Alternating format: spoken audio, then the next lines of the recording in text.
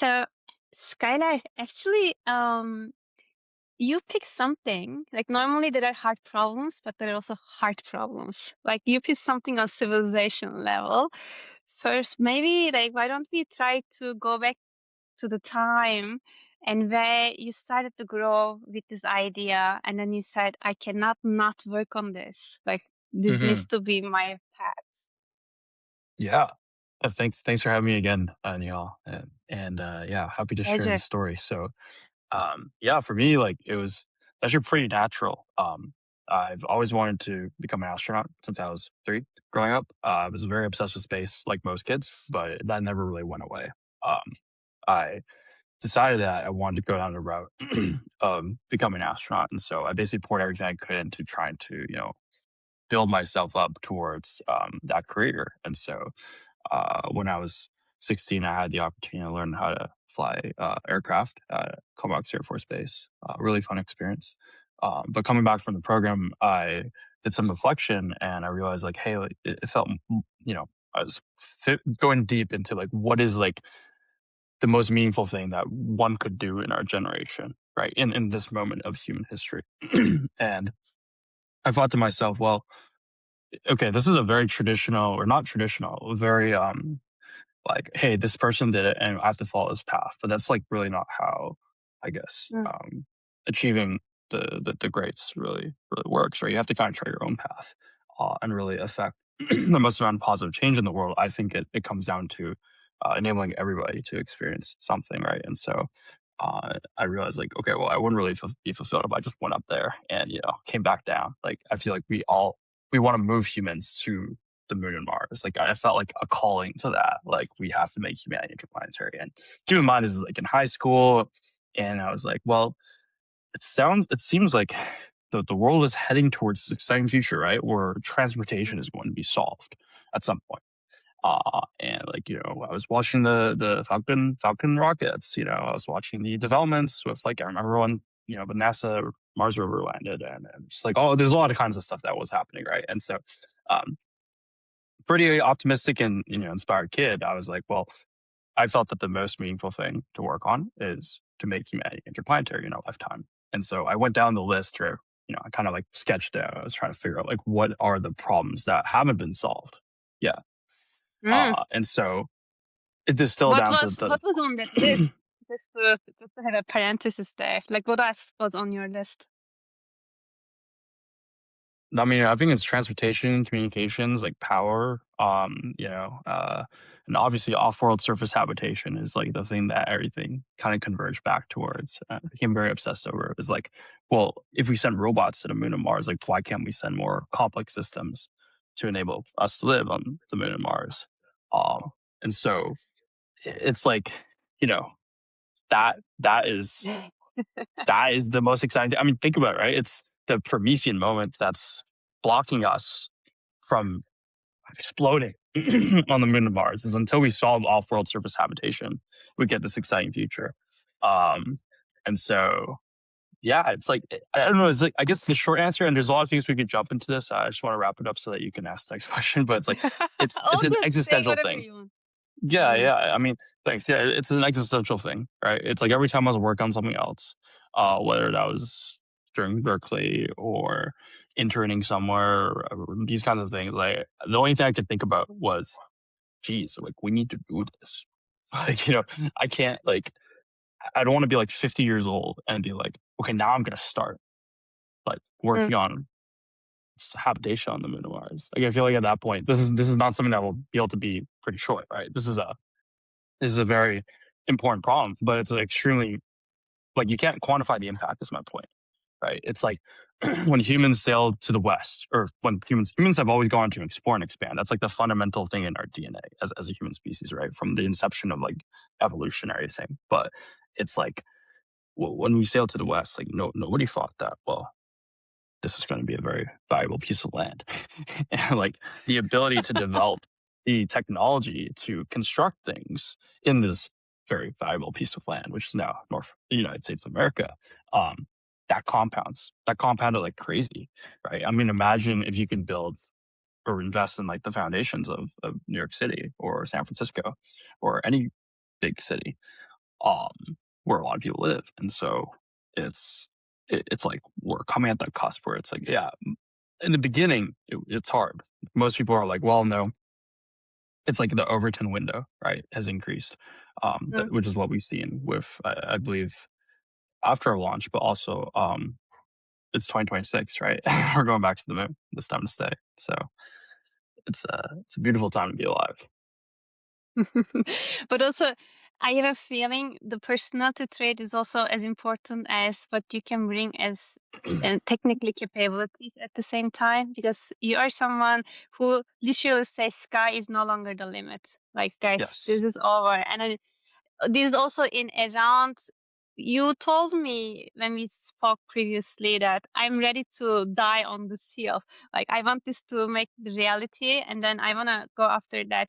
Then again, coming to that, the really I'm trying to get the gist of the origin story. When you formulated this picture in your head, because everything you had done is always rotating around this too. In Berkeley, even the communities that you built, the initiatives that you had, the projects that you worked on, then whom did you call? Like, when you say, you know what, I am going for this. I don't know if you ever pivoted on the way, but at least the seed was there. Whom did you call? And then afterwards, then YC came in, and then everything Hmm. started to, like, a ripple effect expand.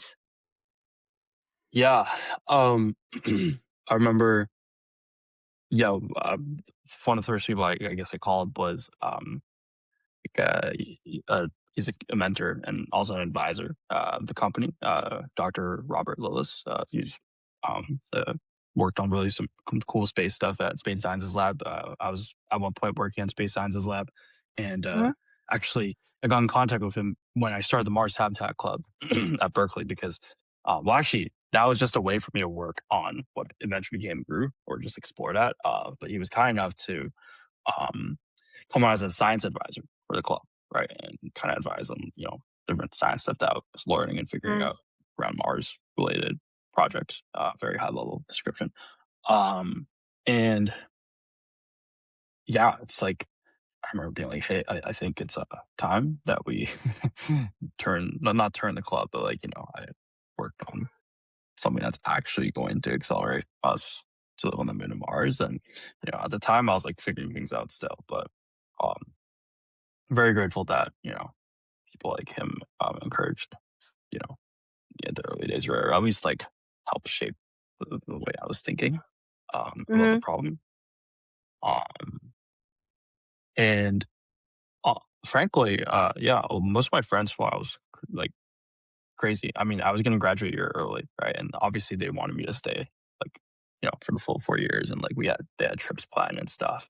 But I kind of went in like monk mode. I remember it was like March, April, like when I just like started skipping all my classes and I just like I was literally in my room every single day, like just writing. And like it was tough. Like just writing out like my thoughts and the thesis and like all these different things. I have like a notes folder. Well, I have a massive GRU Space notes folder, but I also have like a space notes folder that is just like dates back to like, I don't know, I guess when I first got my iPhone, like before 2020, high school. And it's just got like all these different things that I've like, that I just, I don't know, just would think about. Because I just think about it all the time. And yeah, it's actually that kind of led towards um what became this. And I remember, oh, another thing is I was with a friend, this coffee shop at Berkeley, Caru Coffee, and I was trying to think about the name. Mm-hmm. I was like, well, the final form of this is really like the whole point, right? Is like we want to make humanity interplanetary, but it's like what is like the key thing is like every technology revolution. It's always been a small group of people are like, hey, let's do something bold, freaking crazy. Like, let's change the way that we understand how to make use of the current status of technology or really resources and like elevate that to a point where it benefits a lot of people, right? And Yeah. that's like the agricultural revolution is like, well, we were able to figure out how to make use of the land. And then, well, you know, because we have less time, save more time from having to hunt or gather and run around.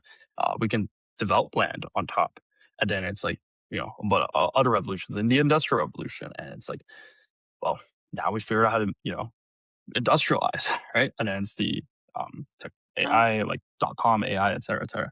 And the whole thinking was, the next thing is lunar industrialization. I mean, of course, like humans are going to go there and we can't rely on Earth-based resources the whole time. And so everything basically centered around like resource utilization, like ISRU specifically, but like resource utilization. So ISRU is like in-situ resource utilization. It's the concept of using local resources and turning it into useful material, right? And I think like if you also like technology development is very in line with like the economic development too, right? Like yeah, whenever humans have figured out to do these things, like sure in the beginning you have a lot of people like, no, we're losing jobs, or no, like this is bad, or blah blah blah, right? But like in the long run, like the medieval king is living a literally shittier life than like what you and I are living, right? I mean, I'm sure their yeah. toilets were like less clean, right? And so it's with us, like the the understanding of how to use local resources on the moon and Mars like is going to compound, and it's going to lead to this explosion of things that you can do that we just couldn't think about, right? And then like I was like, okay, well, lunar resource utilization. That's it. But can't really pronounce it, right? I was like, okay, well, I like Mars, like Mars resource, and MRU, like, and then yeah, eventually I was trying to think like bigger and bigger, and I was like, well, the final form of this is really to hit like Type III on the Kardashev scale, right? Which is crazy, I know, to think about, but like galactic resource utilization. So okay, sounds pretty good. And then I was with my friend, and we was like, holy shit, like GRU, like steal the moon. And I was like, oh my, I was like, yeah, okay, that's the name. So yeah, that was how I stumbled upon the name. And speaking of the name, your job descriptions are also one of the best I ever came across. There's a minion one over there, Well, and fun fact is actually that came out of necessity when we launched, which I'm very grateful for, and I'm happy. I believe space is for all, right?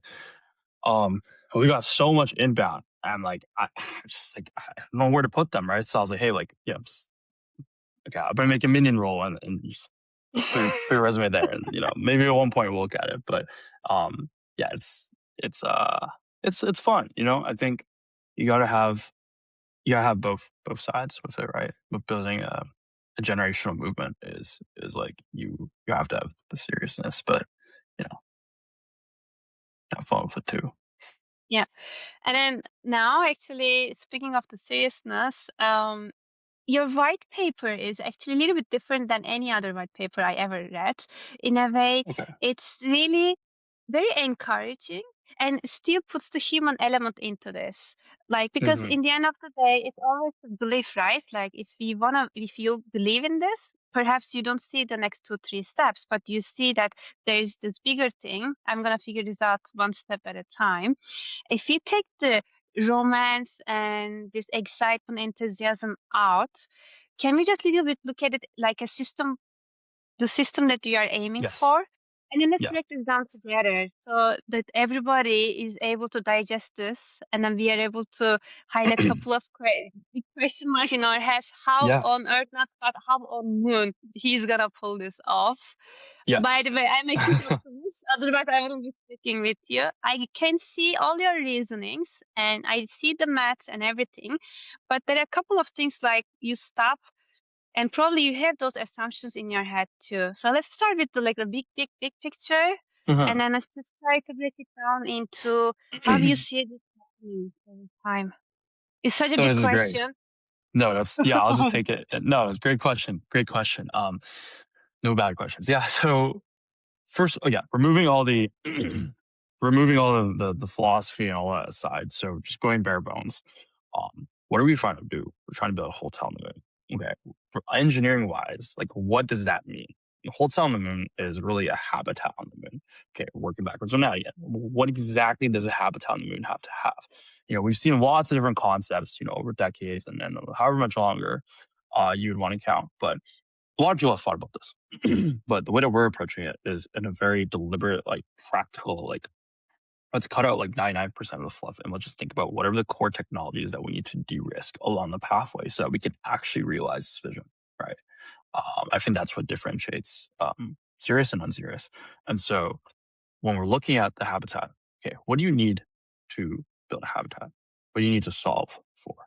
So at GRU, like in our opinion, we're going to tackle this with 4 problems to solve for. Mm. The first one is the extreme. First one is the vacuum of space. And so the lack of pressure on the moon is one of the first things that will kill you the moment you step off and you take off your suit. The second thing is the temperature swings. We're talking hundreds of degrees of Celsius of temperature swings on the moon. So one lunar day is actually 14 Earth days, right? And it's just Mm-hmm. sunlight. And then one lunar night is 14 Earth nights and just darkness. And so that's a problem. The third problem is the radiation, right? And so there's 2 types of radiation on the moon: galactic cosmic rays and solar energetic particles. And so GCRs, that bucket is like kind of in the back. You can kind of think of it as like it's always there. It's not going to kill you immediately. It's not like you have like a radiation gun and you're pointing at someone. But when we're talking about solar particle events, or solar energetic particles, this is where it gets dangerous, right? And there's a lot of people who've talked about storm shelters on the moon. There's a lot of different ways to solve this. So that's the third bucket. Fourth bucket is micrometeorites and orbital debris, but really just meteorites, like impacts on the moon. So the way we thought about this is, okay, what do we have to build, like engineering wise, to solve for these problems? The first problem, the first 2 things is the inflatable, right? So we're building this pressurized, temperature controlled inflatable that's designed to withstand the pressure and temperature extremes on the moon. The second product is the brick making machine, which is going to make the first bricks on the moon, man-made bricks. And that is important for, first of all, humans have not built a product on the moon yet. So before you think about these lofty things, like let's build something on the moon. And second of all, this is used to solve for the last two problems, right? So radiation and micrometeorites. So when you combine these 2 things, you've got the inflatable inside, which is the inner bladder, and then you've got the bricks surrounding it, which protect you from radiation and micrometeorites. Now, of course, there's like millions of problems that you could point to that people have to solve eventually. But you think about like the most critical path, like what are the things that we need to prove out to even get to the hotel? This is like how we think we should be tackling it. Now, there's a lot of assumptions at play, of course. Falling launch price costs, that humanity will want to do this. That's inevitable, right? There's millions of different things, but that is what this is at the end of the day, right? I mean, every startup is a bet, and this is like the most obvious bet. And so, yeah, let's see a little bit about how the roadmap works. I'm glad that you mentioned the critical path, because this is the where you break or make it, right? At the same time. But your vision is bigger than hotel. You kind of use it Yes, more like as a leverage to have the exactly. entire, You get right? it. Like maybe I let you Yes. finish that sentence. Wait, no, this is good. You hit it spot on, right? It's like I want to ask you like, to paraphrase our white paper. That's awesome. Thanks again for reading it. So yeah, the true vision of this, by the way, is the hotel is just the beachhead, right? The hotel is just the flywheel, which I know again, like people who are not thinking about this or building this every day like we are, it's crazy. But it's not that crazy actually, because it's like this is an infrastructure play, right? Yeah. Like what is GRU? GRU is going to be the interplanetary construction company. Obviously we started as a de facto moon hotel company. If you Google moon hotel, we're the only ones that show up for like 30 pages straight. Shout out to Google, shout out to SEO. But the next step on our master plan is we want to build a moon base, right? We want to build lunar infrastructure like roads, warehouses, berms, like places to do things on the moon, right? Right now it's just barren, right? But we need to develop it up. And so you think about the closest analogy again is really the construction developers who build the first cities in a new country, right? And that's really what it's going to be like. The third step, but again, it's not just the moon, right? Like we're going beyond the moon. So where do we go after the lunar infrastructure play? We go to Mars. And this is important because if you think about every like empire, okay, in human history. Let's look at like the British Empire, Japanese Empire. I guess the empire we live in today. Realistically, like groups of people, form countries and form like powerful nations because, well, they are probably impermeable, right? You've got a Mm. moat.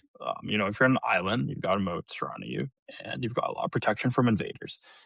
Today, with the development of technology and defense technology and weaponry technology, um, anybody can be hit anywhere in the world very quickly.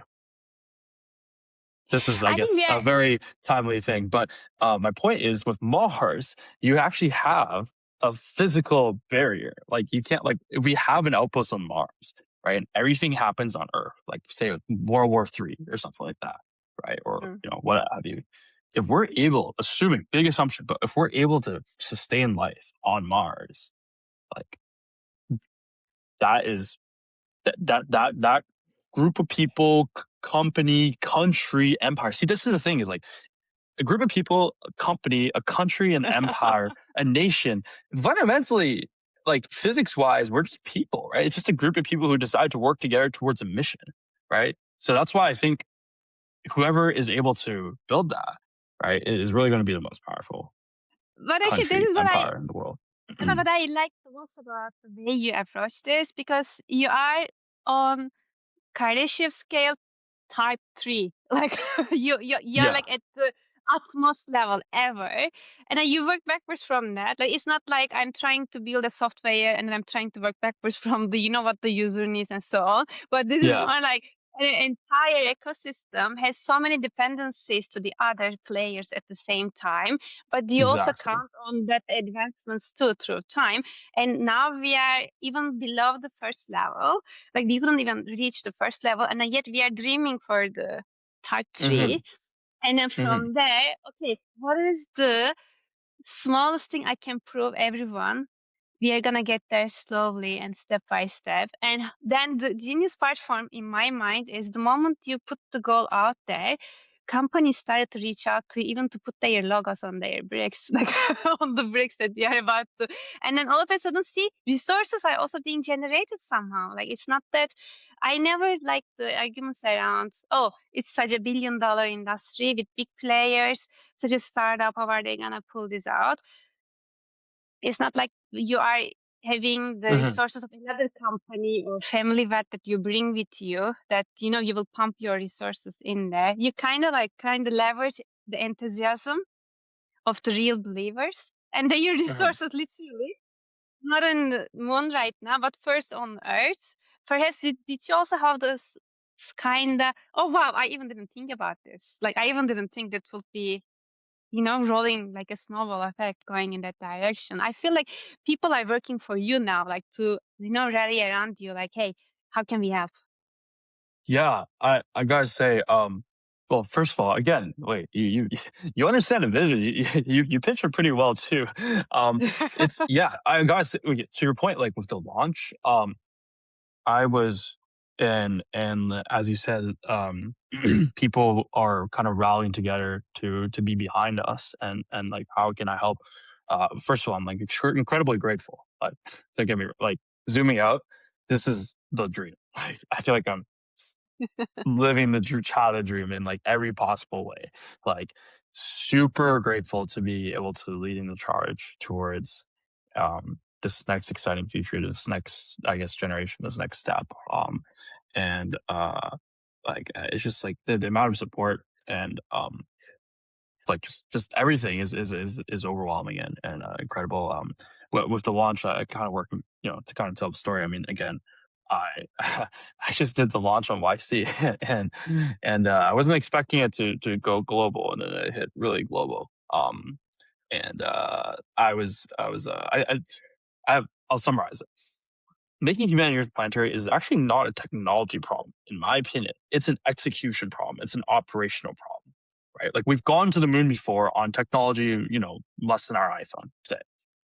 We can go again. In fact, we are going again with Artemis and Mm. with us next.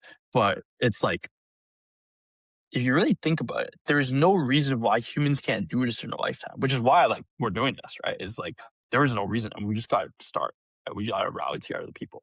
And so I remember going into this, I was like, okay, Moon Hotel is already such a polarizing thing, but it's able to capture the imagination of the people as in the human species, global human species. And so the way that I'm thinking about it is like most space companies, you know, as an engineer myself, like by the way, I actually started wanting to do like robots on the moon, right? That was like again, like with this club and all that stuff, student club, like robots are cool and but the problem is it doesn't affect the average person, right? The average person can't imagine what it's like. And the moon hotel is the best way to close the imagination gap. It's also the best business case, which is crazy. So it's beautiful. Yes. And then the second half is what you're hinting at, which is if we succeed, right, in building the first hotel on the moon, like it's a win for the whole space industry because now there's a need for power on the moon. Now there's a need for communication on the moon so that people can FaceTime their friends and family back home. Now there's a need for robotics on the moon. Now there's a need for ATVs on the moon. Look at the LTV like rovers. They're like a lot of these, companies. Their success is hinged upon if they can win a government contract, right? Yeah. But with an LTV, I mean, that could also be repurposed as an ATV for guests. I didn't mention this earlier, but the core, if you look at the space industry, it's really propped by two pillars: governments and billionaire-backed companies. And with governments, a lot of startups who try to sell get trapped in the valley of death, quote unquote. And with billionaire-backed companies, it's hard to really, again, they want to vertically integrate. Like, where do you slot in as a young startup? It's hard. You look at the moon, you've got a lot of groups who are trying to do engineering services. The problem is who's your real customer, right? You have to make something people want, and there's no people in the equation. The people, maybe we're making something that is cool and engineering and sexy and all that, but like no one's there. And so what we're doing, right, is we're using space tourism, which is already proven market. Go to the moon, build the first hotel on the moon, and then it's obvious. Well, now we need like mining robots. Now we need communications. Now we need power to power the hotel.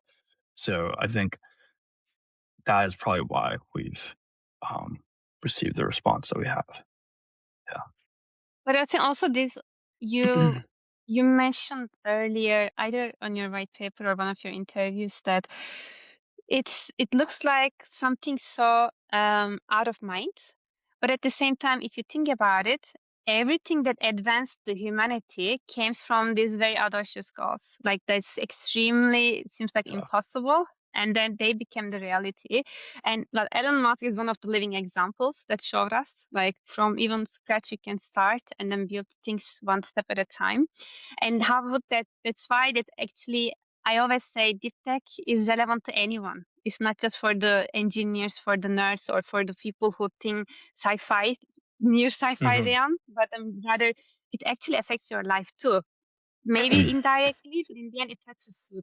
And then the part that I like most, you started showing this very tangible way, and now you're taking this, let's say, extremely wealthy people that you give them a chance to come. But then I'm gonna just try to understand couple of perspectives there, starting with, let's say I am one of your customers and you're gonna make me one of the four, right? 4 or 5 people were on your first version one. But then the first thing that comes to my mind, NASA has a tremendous setup and backup solutions for anything that might go wrong, anything that might not work according to the plan, right? Let's take like step by step. You put me into the trainings. Probably you have collaborations, partnerships that, however, you might maybe also like to explain us, like to simulate how are we gonna make this door to moon? How are you gonna take? Okay, I registered. You said you're qualified. Like, how are you gonna qualify me? And then what sort of things I need to go through? Because remember the Apollo mission, when the astronauts after the post mission, they came back and they coughed dark like for months.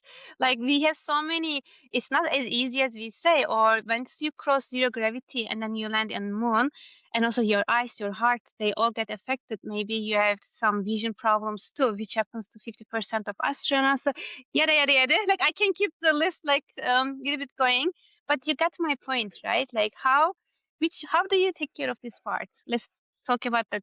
Me and an individual, you make me ready for that mission. Because not like you take me to California, like from Germany. Hmm. So you mean like with health specifically, astronaut health, or you mean more like the design of the hotel itself, or like which angle?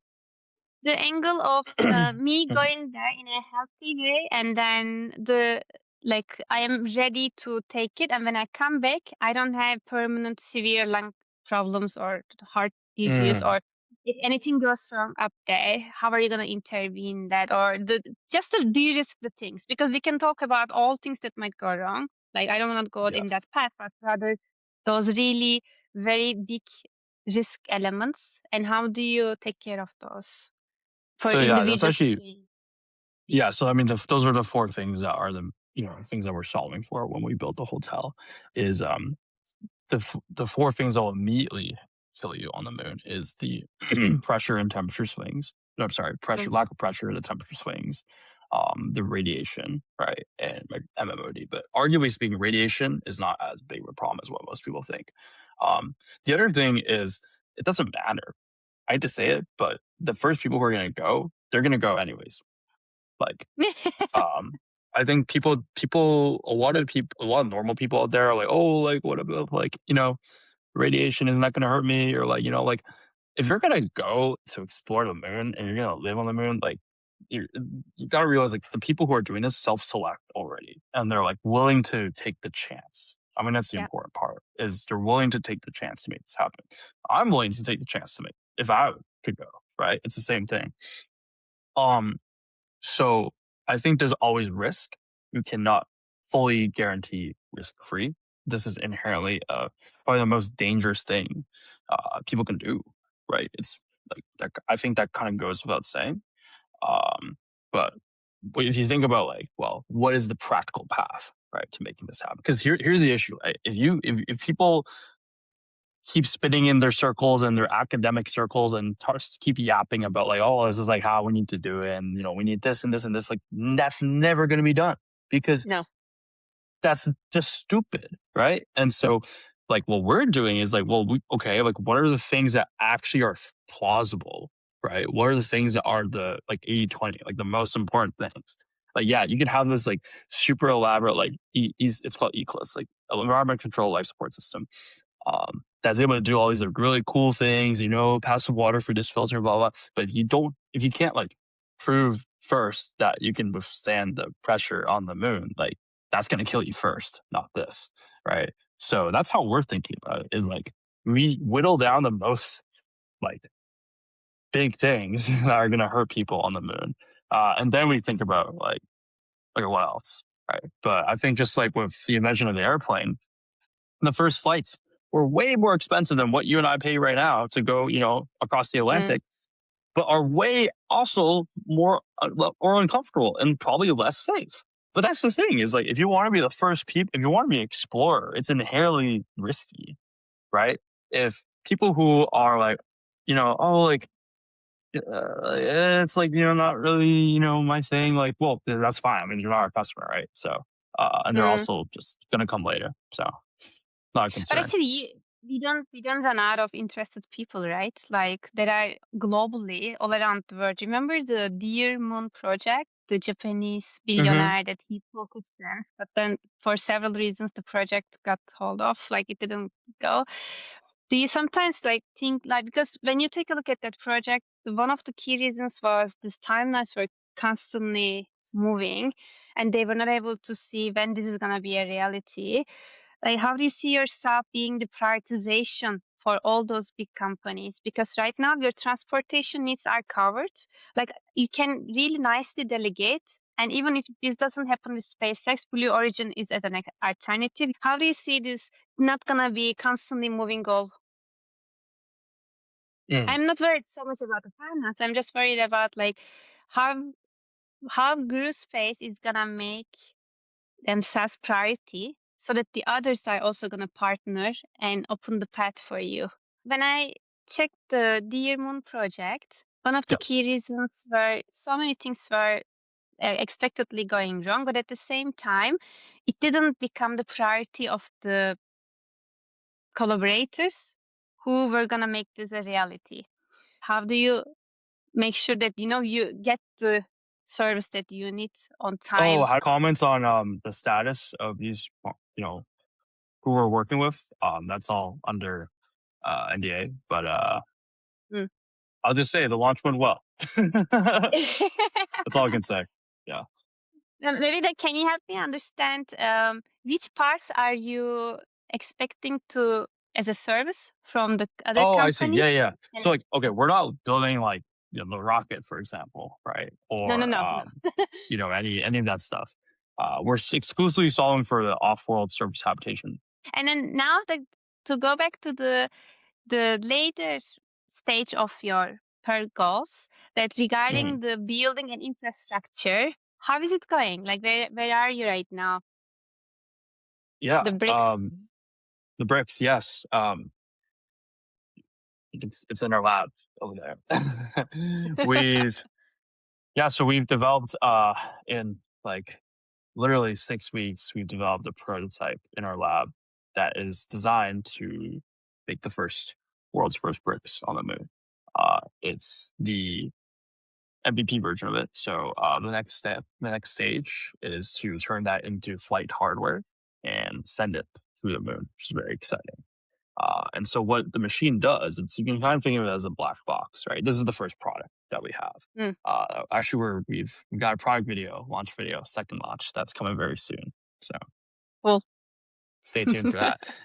But the machine is basically, it mines lunar regolith, pulls it into our proprietary process, which is patent pending, and then it makes the first bricks on the moon. And the other half of this is the inflatable, right? And so, like I said in our roadmap, right? Well, what do we need to do to actually do all this and de-risk? Is like, well, we need to build the most meaningful technology demonstration. That's our next step.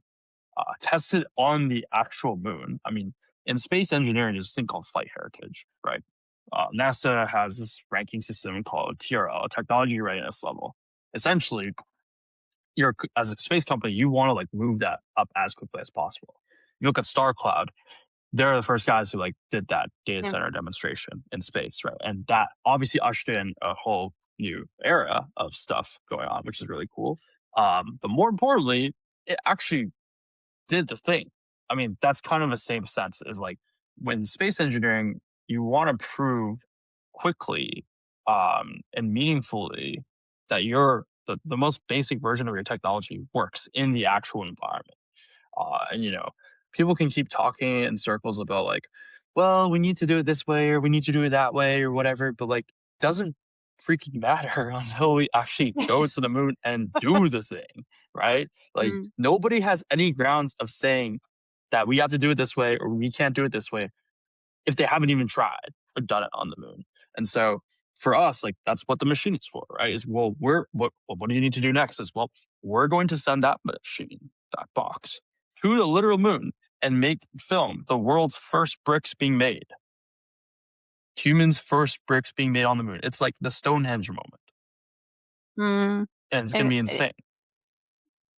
wow, like it's the I only can't think of only any the other yeah. milestone that is more exciting than this. And this is just the first step, So Mm. yeah. Are the bricks also the part of the inflatable model that you're working on? You said that you're gonna put them around, or is the first version the bricks are not included in the first version? So oh, you mean like, is the first version? Do you have that? Oh, you're asking if like, yeah. So the first mission one. So we have 4 missions generally planned. Mission 1 is we send around 10 kilogram payload to the moon. We Mm, make the first bricks on the moon, and we deploy the inflatable. Mission 2 is we go to a lunar cave base, right? And we do a bigger version of this. We scale up. Lunar cave is the reason why is because it provides natural shielding from MMOD and radiation. It just means like you have to build less bricks, right? It's just cost. Mission 3 is a bigger version of this. So this is the first hotel Mm. on the moon. That's mainly going to be Earth-based materials, but we're going to transition. I think that's the important part. Is in the science community, like ISRU, people are always like, "Well, we have to do 100% ISRU. Like we have to melt and laser stuff on the moon." But that's stupid because that takes orders of magnitude more energy than what you'd actually be able to do, practically speaking. Right? We don't have acres of solar panels and acres of solar radiators out there. The second angle is, and the second half of the debate with ISRU is you've got people who are like, well, we got to use everything from Earth to the moon. Like we got to bring the ISRU doesn't make sense. Like we have to bring all Earth-based materials. The important thing is with GRU is we see the transition of humans going to the moon and Mars. It's not going to be hinged upon either side of this polarized debate. It's a false dichotomy. Yeah. We're going to need a transition of like, okay, like some percentage and some percentage, but working together. That's going to be the first hotel, and we eventually phase in more materials on the moon. That's just how development usually works. So Maybe it's such a naive question because I read around the part that how you actually try to make the nature of the moon sand in a more workable way. I forgot the name that on the paper that you mentioned, but then it becomes more robust. Did you ever literally touch the moon sand? It's just you mean just scent out of or curiosity. the Moon dust, like sorry, moon dust. rocks? So yeah, we've seen, obviously we've worked with it before. Like our first founding member, technical staff, Professor Kevin Cannon, Yes. he's worked with this stuff, obviously with the Apollo samples. The synthetic, it's basically called lunar regular simulants, is the actual material that we're working with in the lab over there. And that is obviously not real from the moon, but it's the same material, right? And so the reason why we can do this is because we've studied, scientists like Kevin have studied this and have determined like the best way to reproduce the same contents so that we can do tests like this. That's the How did benefit you of this guys all. How did you guys find each other? Kevin has an enormous amount of knowledge and insights and hands-on experience combined with research, like heaven match, I guess. Like, how was what triggered you to come together? Like, did you find him or he found you? I spent a lot of time just basically going around the industry and talking to people and learning. And, at the end, I was like, who else should I meet? Right. And it kind of just converged towards him. And we had a great conversation. Funnily enough, the first thing I was working on was mining robots on the moon. And, he was actually at a different company and signed an LOI for it. And it was basically my first customer. And it turned from first customer to first hire. And yeah, it's awesome. Um, we had an interview in DC with Large. I had an interview with DC and with Large up on Fox News last week, and the model, we have this hotel model that we'll show later too, but it got delayed 5 days, and so he actually booked a last minute flight. My interview was at 12 p.m. on Tuesday, and it was supposed to arrive like many days before that, but my flight left Sunday night to DC, and so Monday night it arrived. We booked like a ticket last minute. He got the thing, flew across the country from San Francisco to Washington, D.C. We met up at the hotel right before I hopped in the car to go to the Fox News headquarters and film with Laura Trump so that it would show up in the segment. And I think that's the thing, is this is the same thing with everyone on our team, is like, beauty of working on something as existential as this is that people like it's self-selecting. Like there's nothing else anybody would want to work on, including including myself. It is so, we can't stop thinking about it. Like that's the other thing, is like I talk to my friends who are like in the batch or whatever. It's like team culture is we build moon hardware. How freaking cool is that? What is your team culture? Oh, I go skiing Tahoe. It's a Sunday and we're all here. Like, we're building moon hard. Like, I don't think people realize, like, outside, like the time the time of the world that we live in. Like, this is like the moment in history.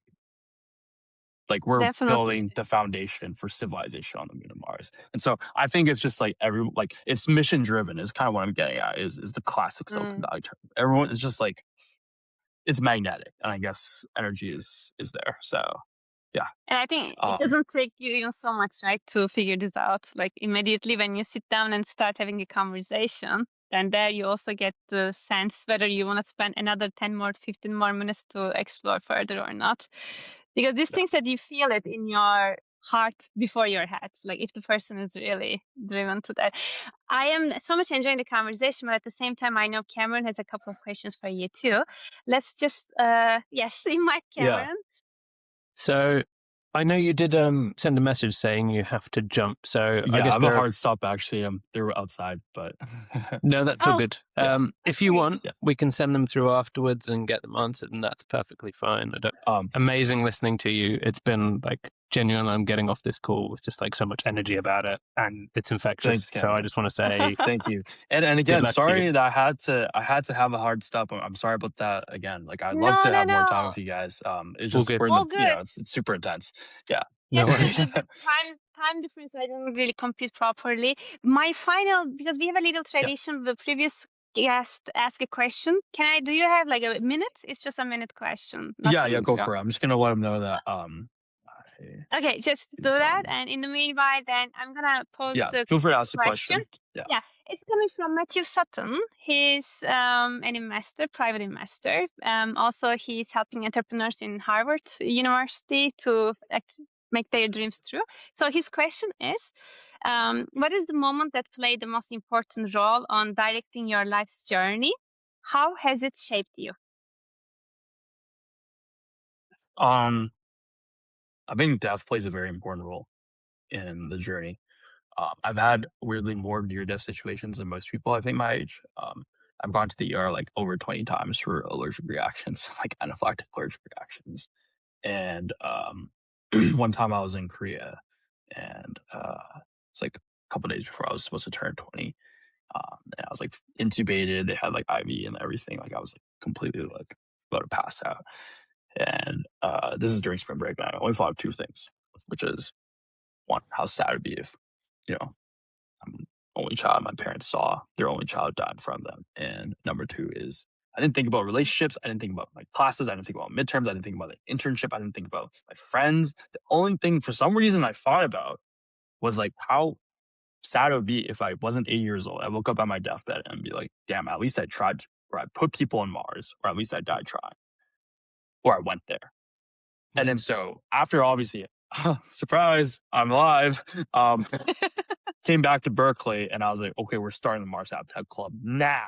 Like, I don't care. Like, I need to start this now. And you can't really work on building a company when you're in college, right? But I didn't let that stop me, right? I was like, I'm going to work on this anyways.